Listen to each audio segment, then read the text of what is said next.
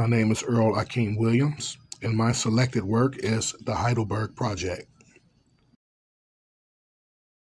Mr. Tyree Guyton, the creator of the Heidelberg Project, was born in Detroit, Michigan, to parents George and Betty Guyton. His grandfather, Sam Mackey, was actually a painter and often took Tyree and his brothers and sisters to the DIA. And that was Tyree's one of his first introductions into the art world. And his grandfather also gifted him a paintbrush. Tyree attended Northern High School, took classes, adult art classes. He also attended the Center for Creative Studies, the Franklin Adult Educational Program, and Marygrove College. Tyree's most influential teacher was Charles McGee. Some of the mediums that Tyree has used are paint, found or ordinary objects to blur the borders between art and life, to challenge assumptions about what art is.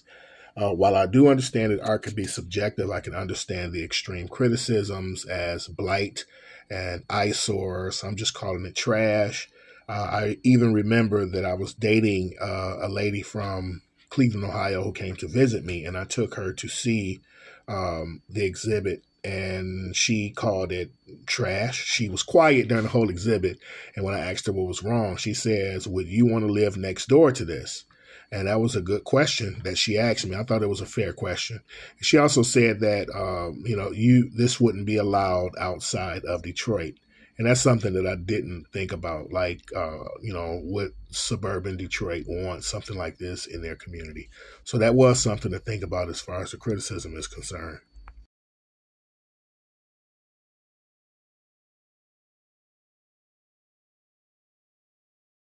The Heidelberg Project was Tyree's first known creation. So he didn't typically create controversial art. The majority of his the controversy surrounding his art is primarily due to the Heidelberg Project. Some of the controversies surrounding the Heidelberg Project, particularly the baby doll house created from 1986 to 1991, Detroit City Councilman Conrad Herndon claimed that Tyree was on some psychedelic trip and he needed to be confined. He also said that this is hurting the neighborhood, not helping it, and which could be understandable if you see a lot of the baby dolls are not necessarily brand new and clean, and sometimes it can look kind of morbid. I have to be honest.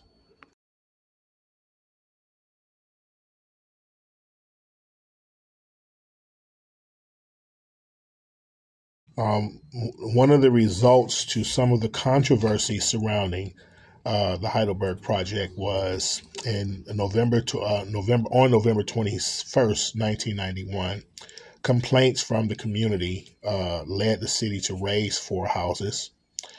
2 years after honoring the artists with the Spirit of the Detroit Award, ironically, the city, under the leadership of Mayor Coleman Young, came with bulldozers, police, and a helicopter to demolish 4 of the buildings connected to the Heidelberg Project.